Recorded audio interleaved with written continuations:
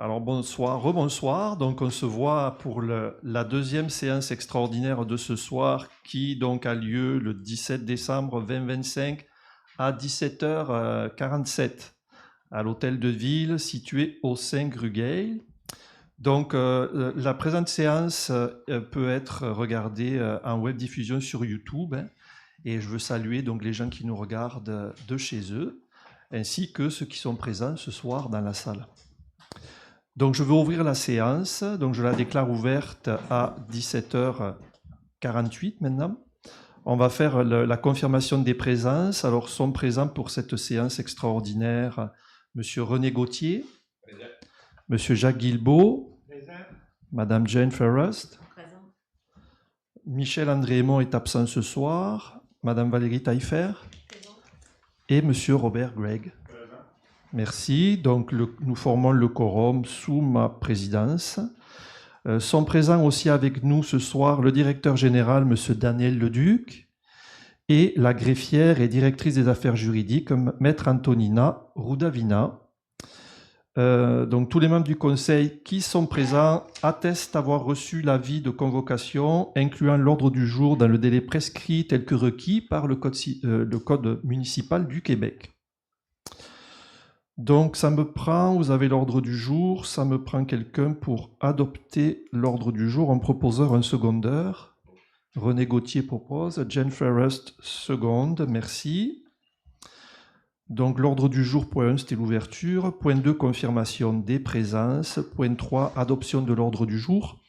Point 4, donc, dépôt du projet de règlement 1-2026, établissant les taux de taxation et les modalités de paiement pour l'exercice financier 2026, donc on en a pas mal parlé tout à l'heure, mais attendu qu'un avis de motion a été donné à la séance du 1er décembre 2025, donc ça c'est ce qu'on avait fait au conseil précédent, à l'effet qu'à une séance subséquente de ce conseil, le règlement 1-2026 établissant les taux de taxation et les modalités de paiement pour l'exercice financier 2026 serait déposé pour adoption. Donc il est proposé de prendre acte du dépôt du projet de règlement 1-2026 établissant les taux de taxation et les modalités de paiement pour l'exercice financier 2026 et que conformément à l'article 44 du Code municipal, des copies du projet de règlement sont mises à la disposition du public. Ça me prend un proposeur, un secondeur. Jacques Guilbeault, Jane Ferrust. Est-ce que quelqu'un demande le vote ? Ça va, merci.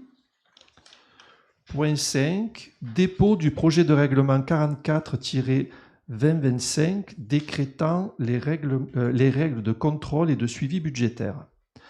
Donc là aussi, attendu qu'un avis de motion a été déposé à la séance du 1er décembre à l'effet qu'à une séance subséquente de ce Conseil, le règlement 44-2025, décrétant les règles de contrôle et de suivi budgétaire serait déposé pour adoption, il est proposé de prendre acte du dépôt du projet de règlement 44-2025 décrétant les règles de contrôle et de suivi budgétaire et que, conformément à l'article 445 du Code municipal, des copies du projet de règlement sont mises à la disposition du public. Ça me prend un proposeur, un secondeur. Valérie Taillefer, Robert Gregg. Est-ce que quelqu'un demande le vote? Non, ça va, merci. Donc, on serait rendu au point 6, période de questions. Là aussi, je vous rappelle, on est dans une séance extraordinaire, donc les questions doivent être reliées à un point de l'ordre du jour.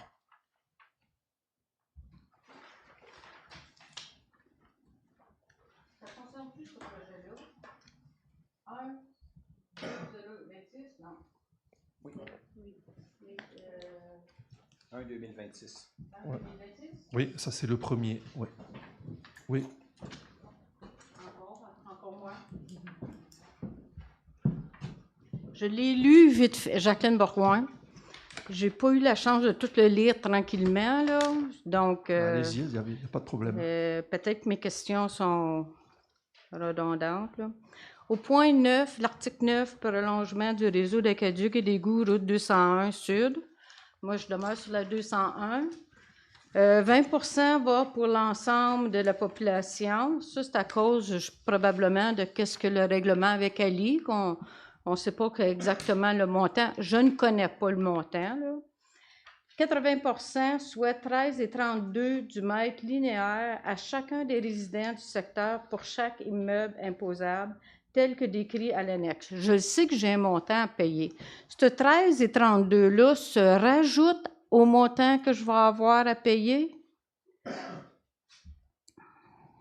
Monsieur Leduc? Je crois que oui, hein, c'est ça. Parce que c'est le dit. On va faire le tour.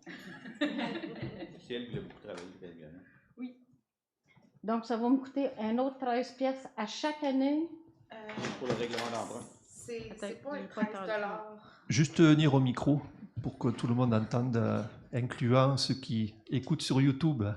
C'est pas un 13 $ annuel. C'est selon qu'est-ce que le règlement d'emprunt durant l'année, le montant nous coûte est divisé selon tout ce qui est dans le premier règlement qui a été fait, le règlement qui a été mentionné dans ce règlement-là, c'est le 41-218. Tout ce monde-là, il est tout divisé par ça. Oui. Donc, moi, ce montant-là va me rajouter 3 900 piastres. Parce que j'ai un grand terrain. C'est linéaire.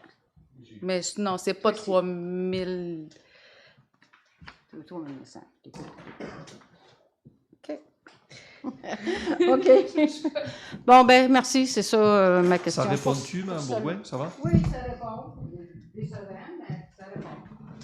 Ça fait partie des... C'est ça, quand il y a des travaux faits dans des secteurs, puis... Il y avait des subventions. Ouais. Mais ça, souvent, c'est ça, il faudrait ressortir le dossier, mais ça date de 2018, donc ça, normalement, ça avait été entendu à l'époque. Je ne sais pas, monsieur Je Leduc. quand même que j'ai, si vous me permettez, Oui, monsieur le maire, allez-y, pour monsieur amener Leduc, certains oui. éclaircissements pour Mme Bourgoin, mais aussi un petit peu que j'ai travaillé, vu que j'ai... Parce qu'effectivement, c'est un projet que vous le savez, il y a déjà au moins 7 ans et plus. La municipalité, à ce moment-là, ce qu'elle avait fait à l'époque, parce qu'il y a eu, donc, ça avait coûté quelques millions, il y avait des subventions.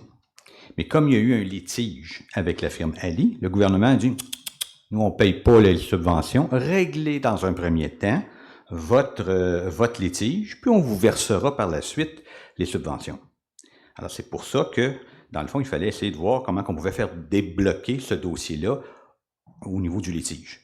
Cependant, la municipalité a assumé pendant le nombre d'années, tout comme, parce que dans le fond, une subvention, c'est comme on l'expliquait tantôt, vous avez un montant X d'un projet, il va y avoir une portion subventionnée, puis une portion qui s'en va en règlement d'emprunt. Vous le suivez? Cette portion-là, ici, qui est dans le fond, la municipalité a comme assumé, a taxé auprès des gens, puis on l'a assumé pendant tout le temps qu'il y avait le litige, comme si, dans le fond, les subventions étaient là. On ne vous a pas pleinement taxé, parce que c'est une portion qu'on a assumée. Me suivez-vous? Ce qui fait en sorte que là, avec l'entente qu'on a eue plus tôt cette année, ça va nous permettre, effectivement, le gouvernement, on le sait, là, on y est en train de... Puis on force sur lui, parce que là, soudainement, on l'a réglé. Bien là, on leur a dit maintenant, nous, on veut avoir notre dû. Parce que vous nous devez de l'argent maintenant, le gouvernement. On a des subventions qui doivent nous être déposées. Et puis là, ça veut dire que nous, on va aller d'une certaine manière se payer. Me suivez-vous? Parce que, bon, alors voilà, c'est ça c'est ça qui est la réalité. Si vous recevez la subvention, cette subvention-là va aller vous payer vos intérêts, vos troubles à vous, ou si ça va aller réduire notre dette à tout le monde, parce que 20 que c'est l'ensemble d'Ormstown qui paye. En fait, tout ce qu'elle va faire, c'est qu'elle va continuer, puis il faut faire attention aussi, c'est que dans le gouvernement du Québec, il faut dire que quand on parle de subventions, notamment pour la tech, puis il y a certains programmes que, surtout la tech, ça c'est il y a une portion qui est fédérale, une portion qui est provinciale. Maintenant, les règles ont changé. On a une bonne nouvelle. Maintenant, le gouvernement du Québec va nous payer le montant qu'il nous doit une fois. Mais jusqu'au cours des dernières années, mettons qu'il nous devait un montant d'argent, il le répartissait sur 20 ans. Vous me suivez-vous? Alors, cette règle-là était en vigueur depuis, j'étais dans une autre ville à l'époque DG, mais c'est depuis 2008 que c'est comme ça. Donc, je vais vous donner un exemple, la taxe d'assises sur l'essence du Québec, comment ça fonctionne? C'est que si j'étais DG à Hawkesbury, bien, Hawkesbury, le fédéral, parce que la taxe d'assises, elle est je veux dire, c'est le fédéral qui la prend, cette taxe-là, bon, bien, à ce moment-là, il la verse directement aux municipalités hors Québec. Au Québec, c'est pas le même, ça marche. Québec dit, non, vous allez me le verser à Québec, et moi, Québec, je vais le reverser aux municipalités, parce que les municipalités, on est régi par Québec, pas par Ottawa.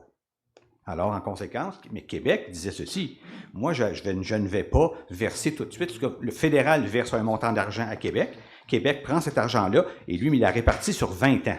Donc, il me donne 1/20 de ce que j'aurais droit. Et ça va prendre ni plus ni moins, puis le temps que le système était pour prendre 20 ans. Là, on est 17 ans plus tard, OK? Ça fait en sorte que maintenant, là, j'ai appris une bonne nouvelle au cours des dernières semaines, et on va redevenir un peu comme si on était à Hawkesbury, c'est-à-dire que le gouvernement du Québec, pour la prochaine séquence de la TEC, il va nous verser directement le montant qu'il nous doit. Mais jusqu'à maintenant, c'était pas comme ça. Mais ce montant-là va aller à qui? Là, il va à qui? Il vient effectivement, nous, on le recueille. Oui, à vous autres. Pour, par la suite, effectivement, baisser notre dette. Et qui va nous affecter. Bien sûr, moi, plus vite que je paye, plus vite je vous l'enlève. OK. C'est bien sûr. J'avais une question qui date de 2000. Ça a commencé en 1996, cette route 201, là. Pas sûr de être capable de vous répondre, là. Mais moi, je vais vous répondre, parce que je le sais, je l'ai documenté comme ça. Mais moi, j'avais 2 bornes sur mon terrain.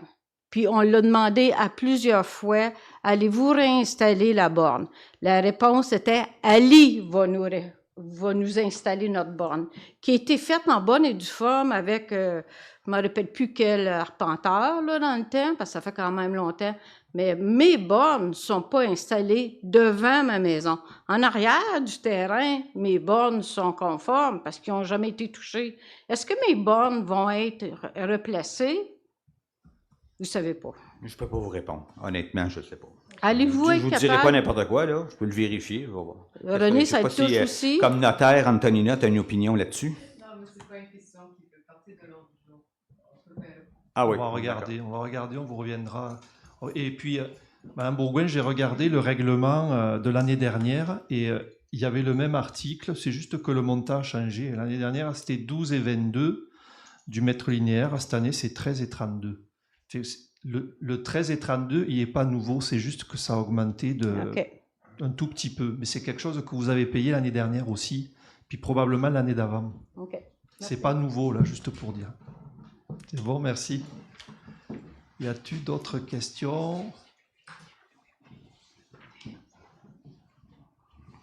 Ça va? Parfait. Donc, ça va me prendre un proposeur, un secondeur pour lever l'Assemblée. Jane Ferrest et Valérie Taillefer. Merci.